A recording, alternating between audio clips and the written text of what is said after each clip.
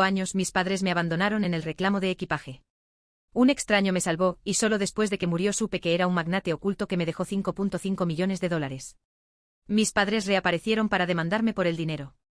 En la corte sonreían con suficiencia hasta que el alguacil anunció, todos de pie para el juez. Las luces fluorescentes del Aeropuerto Internacional Dallas-Fort Worth se grabaron en mi memoria esa tarde de agosto de 1998.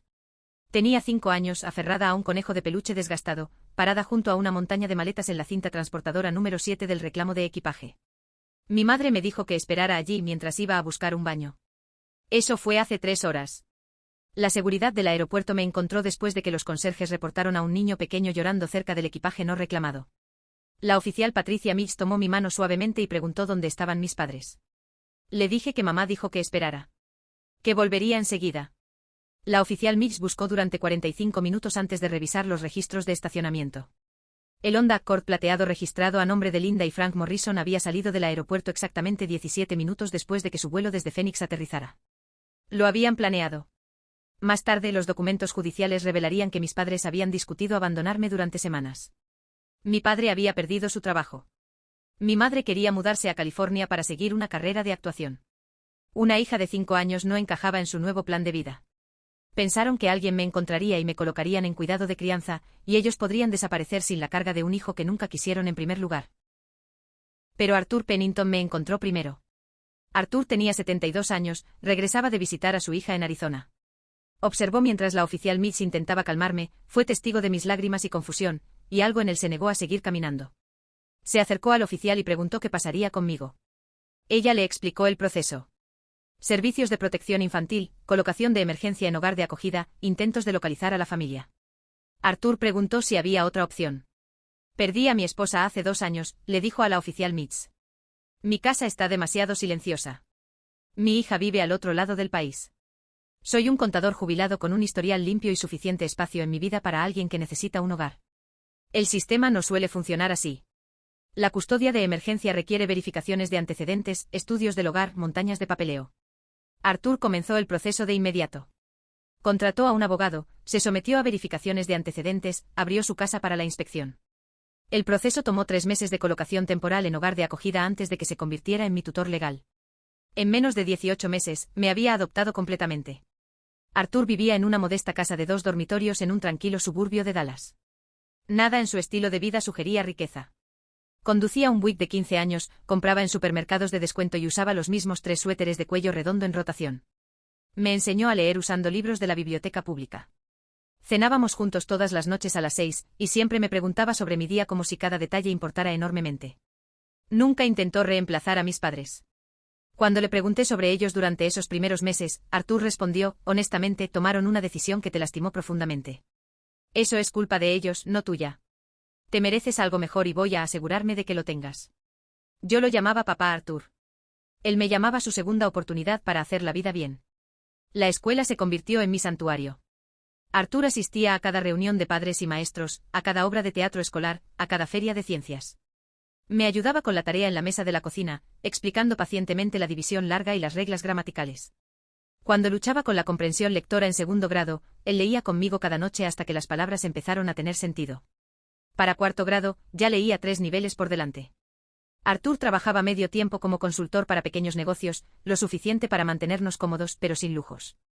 Tomábamos vacaciones económicas a parques estatales, pasábamos fines de semana en museos gratuitos, celebrábamos cumpleaños con pasteles caseros. Ahorraba diligentemente para mi fondo universitario, aportando lo que podía cada mes. Nunca me sentí pobre porque nunca me sentí desamada. Cuando cumplí 13 años, le pregunté a Arthur por qué me había acogido aquel día en el aeropuerto. Estábamos sentados en el porche trasero viendo aparecer las luciérnagas mientras caía el anochecer. Me vi reflejado en ti, dijo en voz baja. No en la parte del abandono, sino en la necesidad de que alguien creyera en ti. Mi padre me dijo que nunca llegaría a nada. Trabajó en labores manuales toda su vida y no podía entender por qué yo quería ir a la universidad. Tus padres te dijeron con sus acciones que no valías la pena quedarse. Quería demostrarte lo que mi esposa me demostró a mí, que vales todo. Arthur murió 2 meses después de mi cumpleaños número 22. Un ataque al corazón mientras dormía, rápido y sin dolor, según el médico. Yo acababa de graduarme de la Universidad Estatal de Texas con mi título de maestra y me preparaba para comenzar mi primer trabajo docente en otoño. Había vuelto a casa ese fin de semana para celebrar mi nuevo trabajo y pasar tiempo con él. Encontrarlo fue el peor momento de mi vida. Llamar al 911 mientras hacía RCP, que aprendí en una clase de salud universitaria, sabiendo que ya era demasiado tarde. Sentada en el pasillo del hospital mientras una amable enfermera confirmaba lo que ya sabía. Papá Arthur se había ido. El funeral fue pequeño. La hija de Arthur voló desde Seattle junto con un puñado de sus antiguos colegas y vecinos. Yo pronuncié el elogio fúnebre, logrando apenas completarlo sin derrumbarme por completo. Su hija me abrazó después y susurró, quiso muchísimo. Le diste sentido a sus últimos años. El abogado de Arthur, Lawrence Davidson, me llamó 2 días después. El señor Davidson había manejado la petición de adopción de Arthur hace tantos años, y aparentemente también su testamento. Me pidió que fuera a su oficina ese viernes por la tarde. El bufete ocupaba el segundo piso de un edificio antiguo en el centro de Dallas. El señor Davidson tenía casi 70 años, con ojos amables tras unas gafas de montura metálica. Me ofreció café y galletas antes de acomodarse tras su enorme escritorio de roble.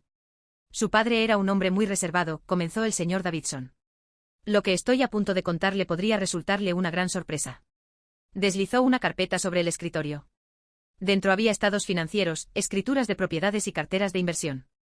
Arthur Pennington, el hombre que recortaba cupones de descuento y conducía un auto antiguo, tenía un patrimonio neto de aproximadamente $18 millones. Miré fijamente las cifras, incapaz de asimilarlas. Esto tenía que ser un error. Arthur hizo su fortuna en bienes raíces comerciales en los años 70 y 80, explicó el señor Davidson. Compró propiedades en lo que se convirtieron en zonas de alto crecimiento, vendió en los momentos exactos e invirtió de manera conservadora. Después de que su esposa falleció, simplificó drásticamente su estilo de vida. No necesitaba cosas materiales. Valoraba las experiencias y las relaciones. Mis manos temblaban mientras hojeaba documentos que mostraban propiedades en Dallas, Austin y Houston, cuentas de inversión en grandes firmas, bonos del tesoro, una cartera diversificada gestionada por una de las compañías de administración de patrimonio más prestigiosas de Texas. ¿Por qué no me lo dijo? Susurré. El señor Davidson sonrió suavemente. Quería que crecieras de manera normal, que entendieras el valor del dinero ganado con trabajo duro, no de la riqueza heredada. También quería asegurarse de que lo amaras por quien era, no por lo que tenía. Arthur estaba profundamente marcado por personas que lo habían usado por dinero en el pasado. Confiaba muy pocas personas por completo. Confiaba en mí más que en nadie en el mundo, confirmó el señor Davidson. Por eso te dejó $5.5 millones junto con instrucciones detalladas para tu futuro. La habitación dio vueltas. 5.5 millones.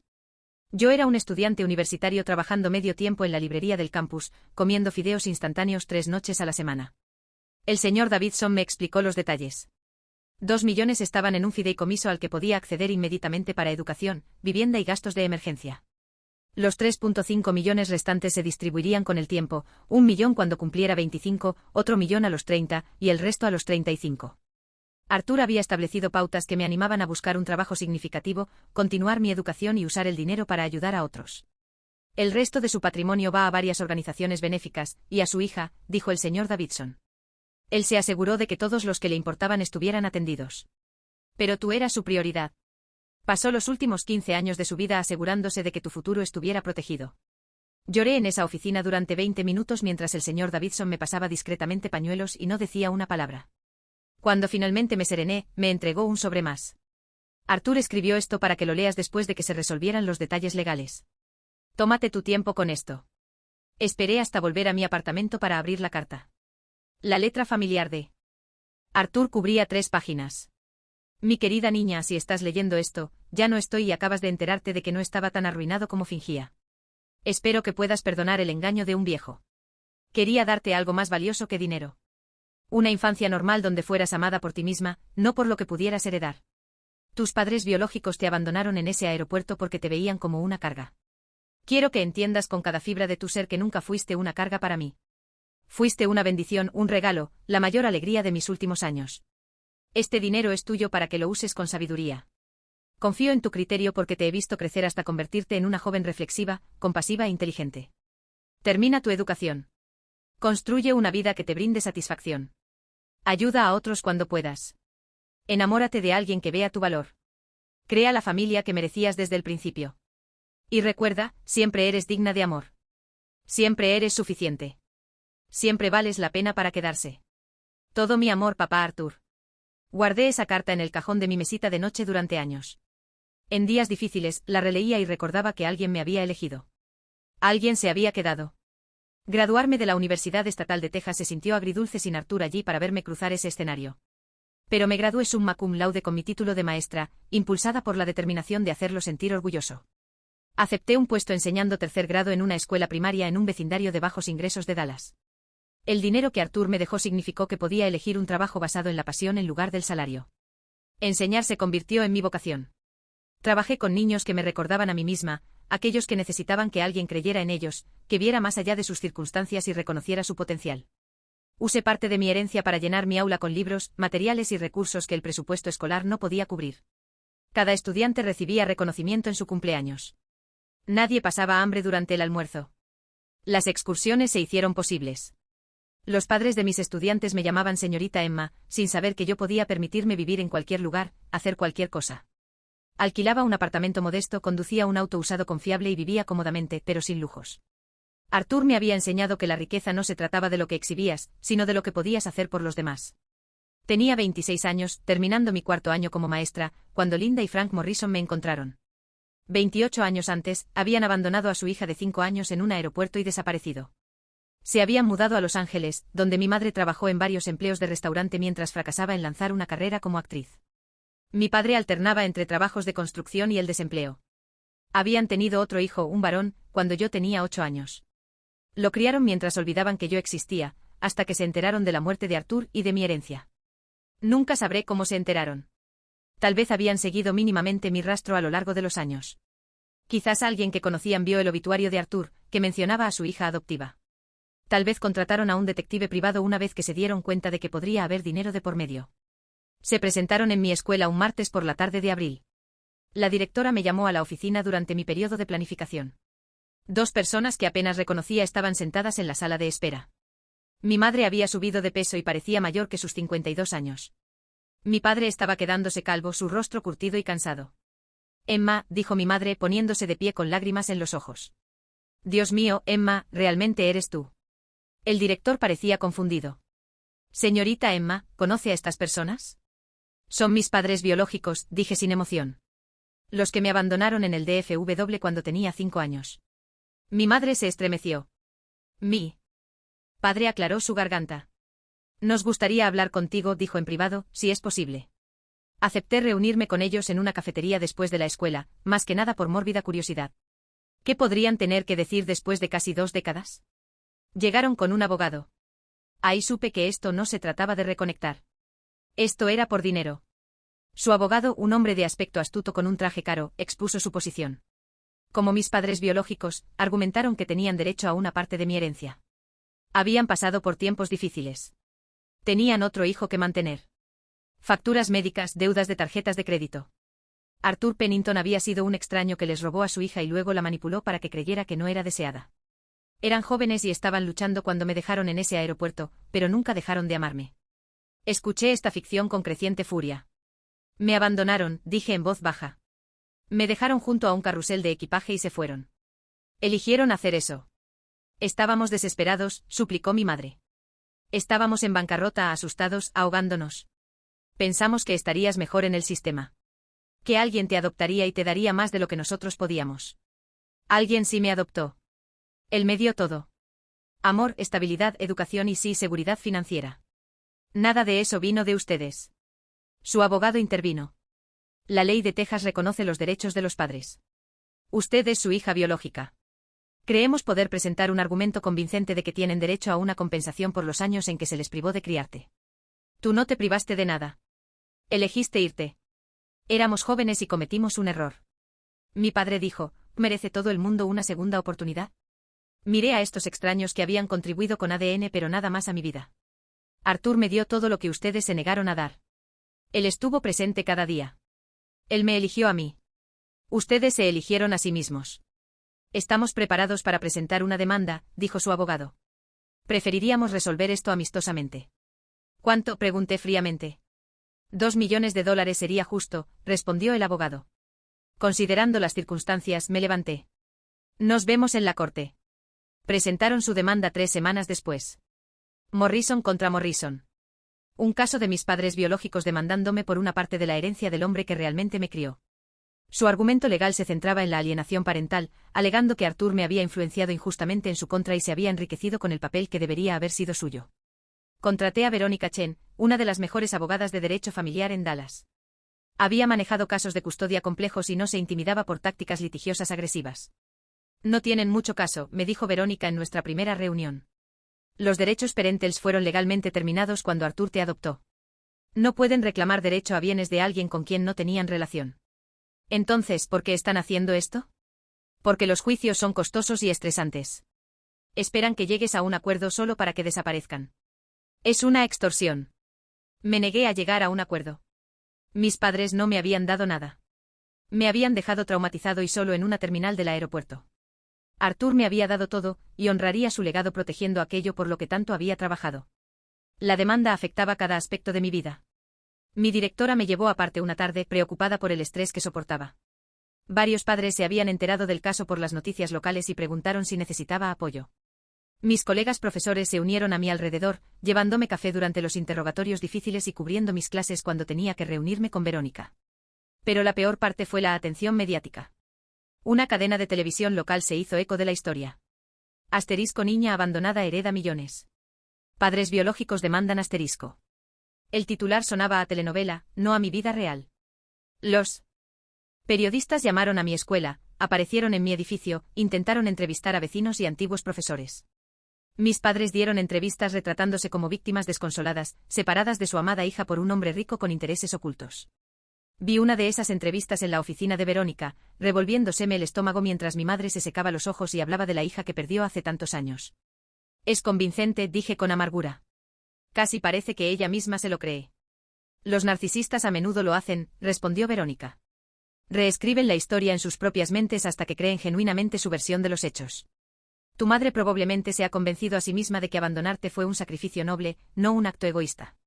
La fase de descubrimiento de la demanda reveló detalles que nunca había conocido. El abogado de mis padres solicitó registros del día en que fui abandonada, esperando encontrar algo que pintara a Artur de manera negativa. En cambio, los registros mostraron que la seguridad del aeropuerto había documentado el incidente a fondo. La oficial Mitz había presentado un reporte detallado señalando que las cámaras de vigilancia captaron los movimientos de mis padres por la terminal, aunque las grabaciones reales habían sido destruidas hacía tiempo según las políticas estándar de retención. Su reporte describía cómo mi padre revisaba su reloj repetidamente mientras mi madre se arrodillaba, me hablaba brevemente, señalaba hacia el reclamo de equipaje y luego se alejaba sin mirar atrás. Se movieron rápidamente por la terminal, sin una sola mirada sobre el hombro para comprobar mi estado. El reporte también documentó las acciones de Artur. Él estaba sentado en la zona de la terminal, esperando su vuelo de conexión cuando me vio parado solo. La oficial Mitz había anotado que esperó casi 20 minutos, claramente esperando que un adulto regresara, antes de acercarse a preguntarle sobre mi situación. Su preocupación había sido genuina e inmediata. Verónica planeaba usar la documentación detallada de la oficial Mitz en el juicio si era necesario. Pero surgieron más descubrimientos que fortalecieron nuestro caso.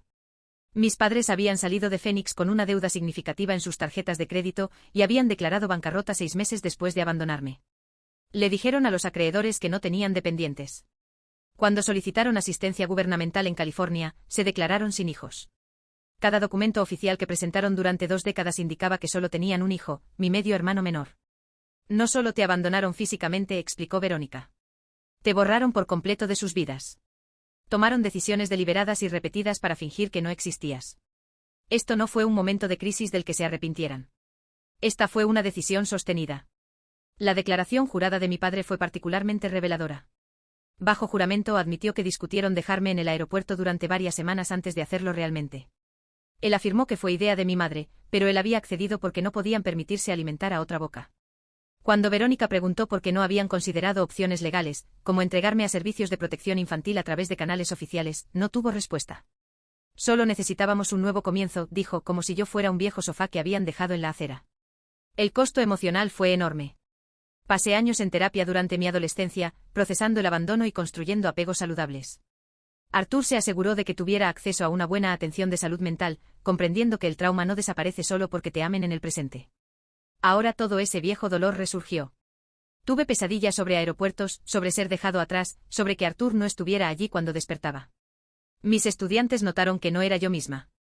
Los niños de tercer grado son perceptivos de maneras que los adultos subestiman. Uno de mis estudiantes, un niño llamado Tyler, cuyo padre había abandonado a su familia, me trajo un dibujo durante el recreo. Mostraba dos figuras de palitos tomadas de la mano bajo un arco iris, con las palabras «La familia es quien te ama» escritas en crayón. Mi mamá dice que estás pasando por algo difícil, me dijo Tyler. ¿En serio? Pero tú nos enseñaste que las cosas difíciles no duran para siempre. Guardé ese dibujo en mi escritorio durante toda la batalla legal. En los días más oscuros, cuando el abogado de mis padres enviaba correspondencia legal particularmente viciosa, o cuando el juez asignado a nuestro caso inicialmente parecía simpatizar con sus afirmaciones de alienación parental, miraba el arco iris de Tyler y recordaba por qué estaba luchando.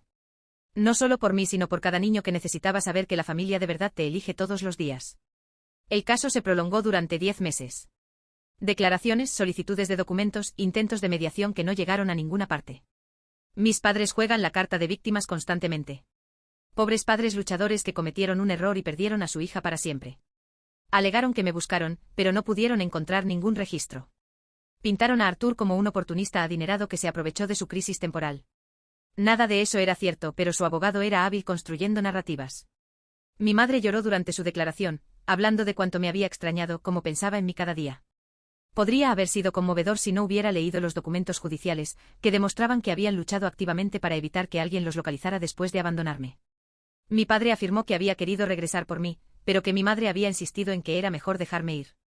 Cada uno culpaba al otro, sus historias nunca cuadraban del todo. El juicio estaba programado para noviembre, aproximadamente 2 años después de la muerte de Arthur. Verónica me preparó exhaustivamente. La clave de nuestra defensa era simple. La ley estaba de nuestro lado. Arthur me había adoptado legalmente. Sus bienes eran suyos para distribuir como él eligiera. Mis padres biológicos no tenían derecho a nada de lo que él poseía. Pero como cualquiera que ha pasado por el sistema legal sabe, lo que debería suceder y lo que realmente sucede no siempre son lo mismo. 3 semanas antes del juicio, Verónica me llamó con noticias inesperadas. La jueza asignada a nuestro caso es Margaret Pennington. Acabo de recibir la notificación. Mi corazón se detuvo. La hija de Arthur. Sí. Ha sido jueza de tribunales de familia en el condado de Dallas durante 8 años. Debí haber anticipado esta posibilidad, pero con docenas de jueces en el sistema, las probabilidades parecían escasas. ¿Qué significa esto? Significa que el abogado de tus padres solicitará inmediatamente la recusación. Argumentarán que ella no puede ser imparcial porque es la hija biológica de Arthur y tu hermana legal. Si se concede la recusación depende de los argumentos específicos y la respuesta de la jueza Pennington. La moción de recusación se presentó al día siguiente. El abogado de mis padres argumentó que la jueza Pennington tenía tanto una relación familiar conmigo como un posible interés financiero en proteger la distribución de la herencia de Arthur.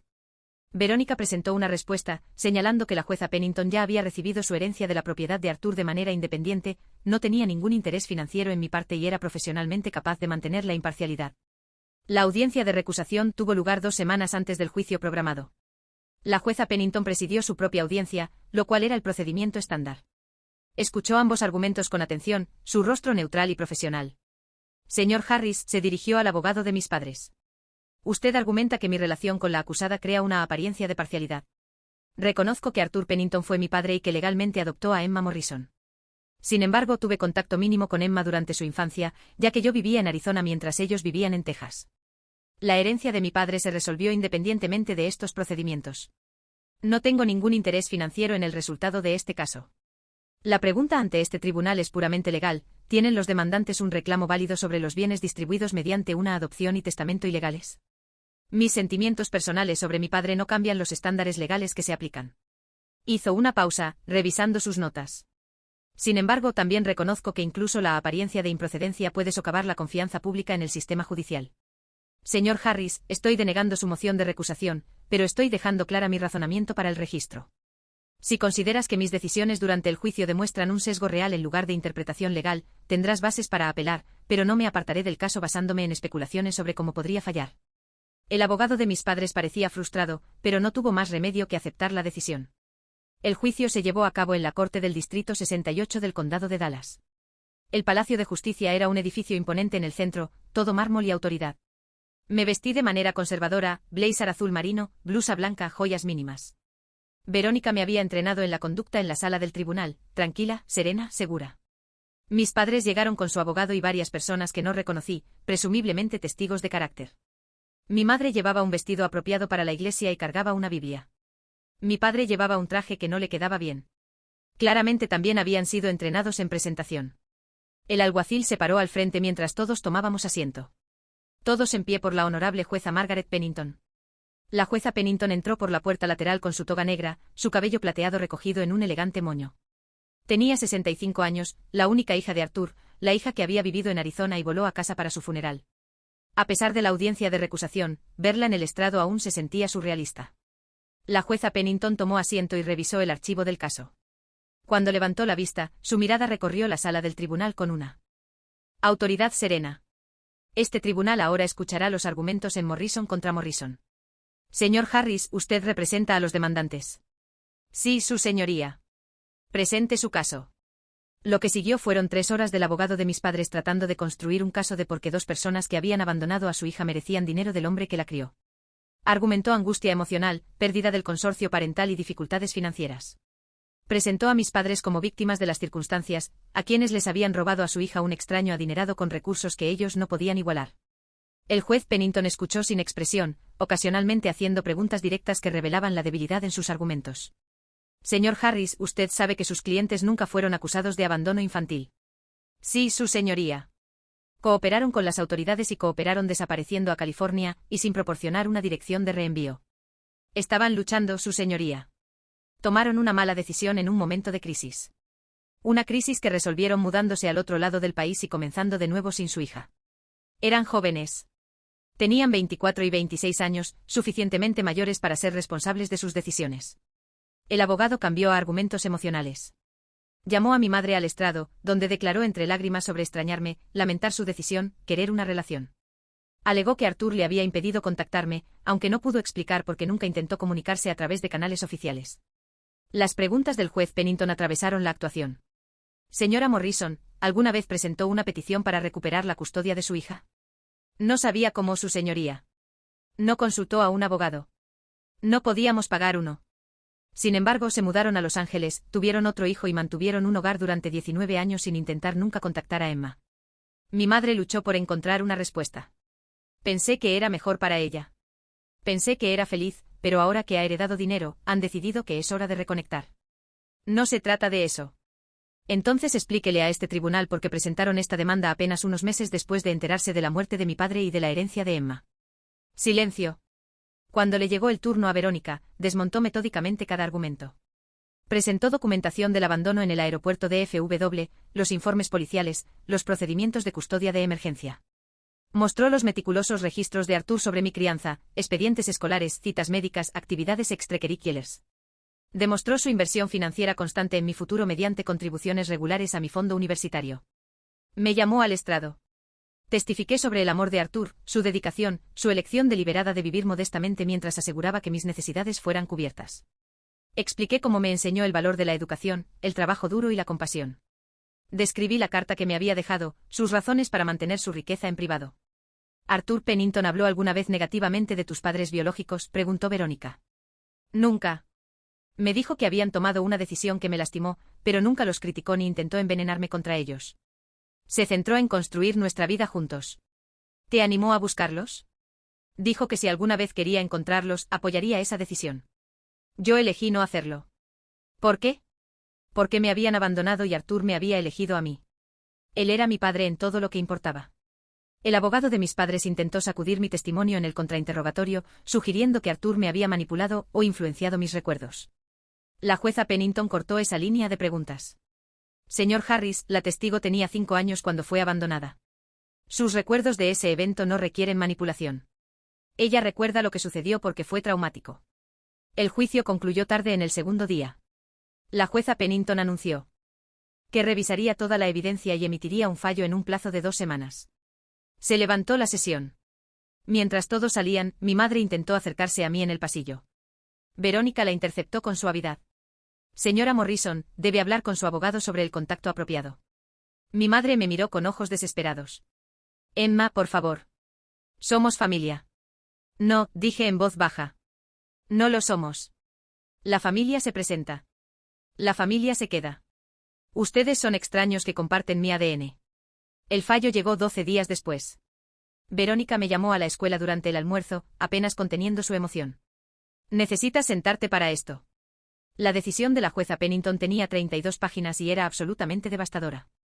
Metódicamente abordó cada reclamo que mis padres habían hecho y encontró que cada uno carecía de fundamento.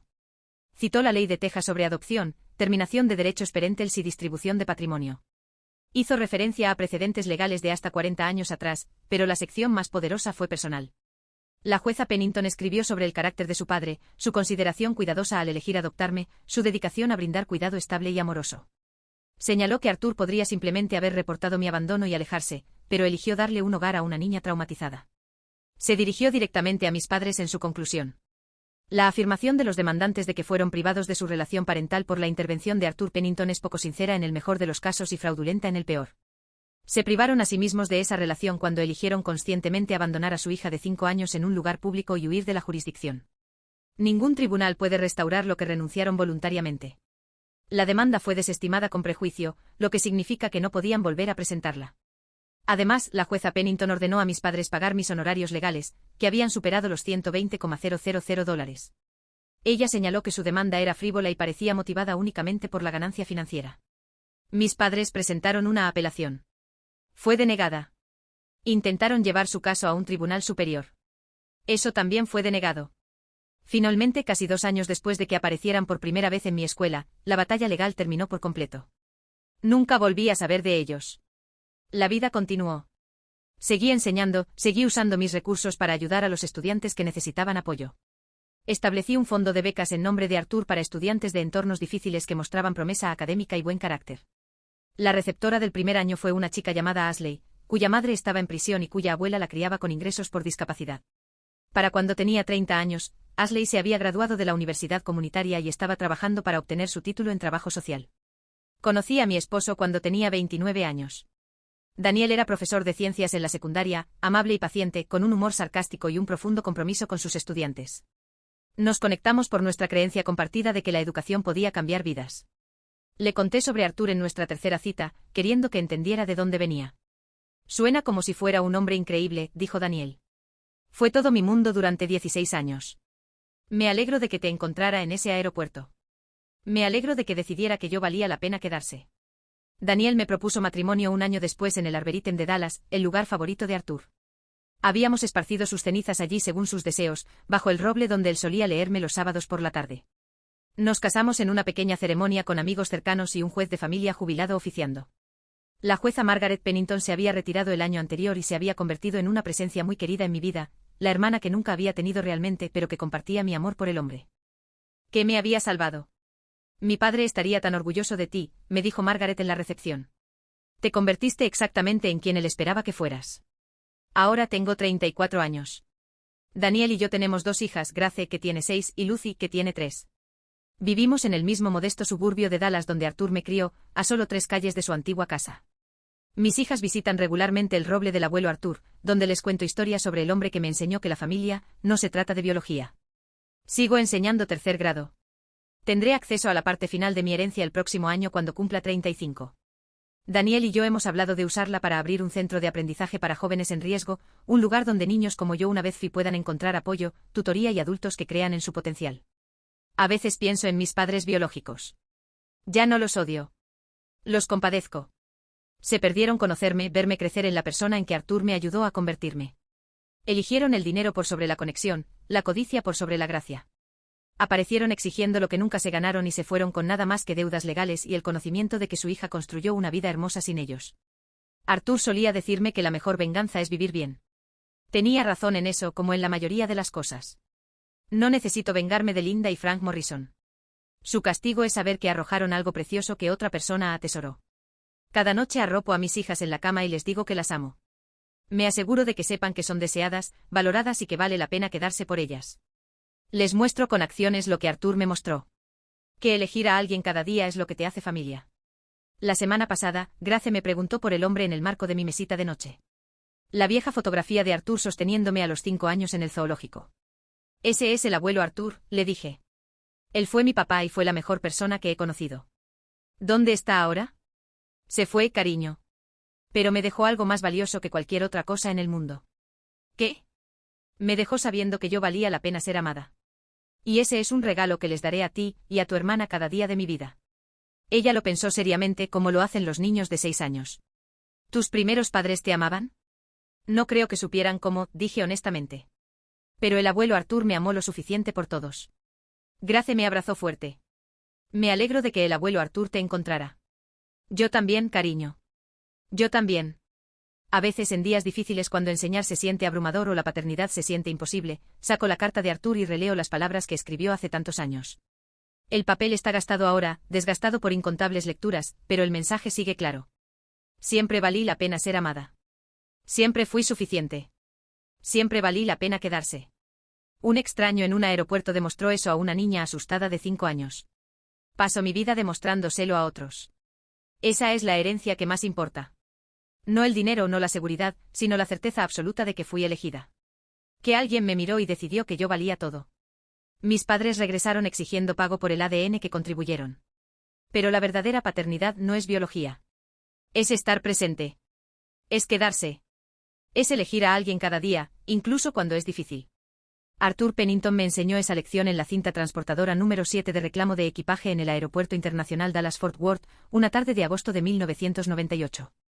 Siguió enseñándomela hasta el día en que murió. Y yo seguiré transmitiéndola hasta el día en que yo muera también. Esa es la verdadera victoria. No el triunfo en el tribunal o la demanda desestimada, sino la vida que construí sobre los cimientos que Arthur me dio. Mis padres pensaron que podían aparecer y reclamar lo que nunca se habían ganado. En cambio, obtuvieron exactamente lo que merecían. Nada. Mientras tanto, yo lo obtuve todo. Amor, familia, propósito y la certeza de que la decisión de Arthur de salvarme aquel día cambió no solo mi vida, sino las vidas de todos aquellos a quienes luego enseño, ayudo y amo. La mejor venganza es, en efecto, vivir bien. Arthur lo sabía. El juez Pennington lo sabía. Y ahora mis hijas también lo saben. Algunas familias se heredan. Otras se eligen. Arthur me eligió a mí cuando más necesitaba a alguien. Esa es una historia que vale la pena contar. Ese es un legado que vale la pena honrar. Esa es una herencia que ninguna demanda judicial podría otorgar jamás.